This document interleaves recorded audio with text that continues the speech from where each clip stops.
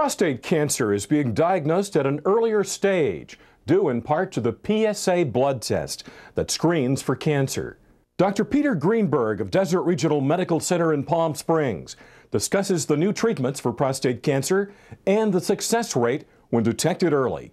The type of patients I see is I don't see anybody who presents with prostate cancer that's already spread to bone or lymph nodes unless they haven't seen a doctor for the last 20 years. And if men are getting their regular routine PSA blood test starting at age 50, the chance of finding prostate cancer at an early stage is extremely good. The nice thing about picking up prostate cancer when it's early is it gives you different options for treatment.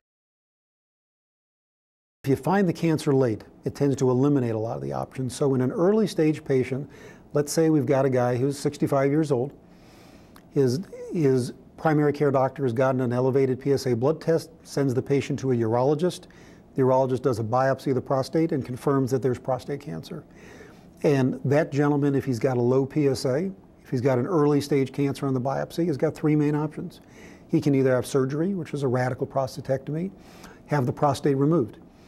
There's a new thing in surgery called robotic surgery. Other viable options are implantation of radioactive seeds into the prostate or external radiation. And in an early stage patient, most often we're going to be talking with them about a radiation seed implant as being another good option for the patient because it's a way of concentrating the radiation dose in a small area. It's a minimal, non-invasive procedure that doesn't require us opening up the patient. It does require a number of needle sticks to get the radiation seeds into the prostate. But it's another easy way of treating the cancer without actually having to surgically remove the cancer.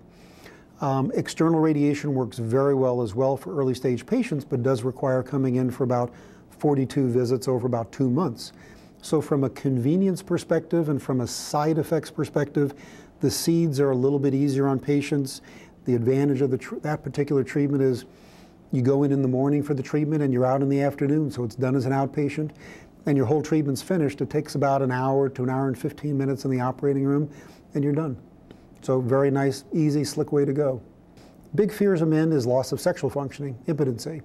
And any of the treatments we do for prostate cancer can, on occasion, depending upon the stage of disease and the treatment, can damage the nerves that control sexual functioning. If you can do your treatment so that it has the minimal impact on sexual functioning, for a lot of men that's an important issue, and that's something we talk about at the time of decision making in terms of what type of treatment to do. Other concerns men have is, are they going to lose the ability to hold their bladder? Are they going to be leaking urine? Are they going to be dribbling urine, burning with urination? And again, with the treatments we do for prostate cancer, sometimes those are side effects which are a possibility. Most of the time in the vast majority of the patients, that's not going to be a problem. And it depends upon what treatment they receive.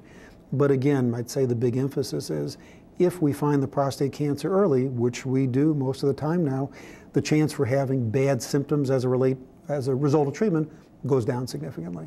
Having a PSA blood test, a digital rectal examination at the time of a yearly physical examination is the best way to stay on top of prostate cancer. If you get the PSA done every year, which is how it should be done, if you get a digital rectal exam done every year, the prostate cancer, if you develop it, will be caught at an early time.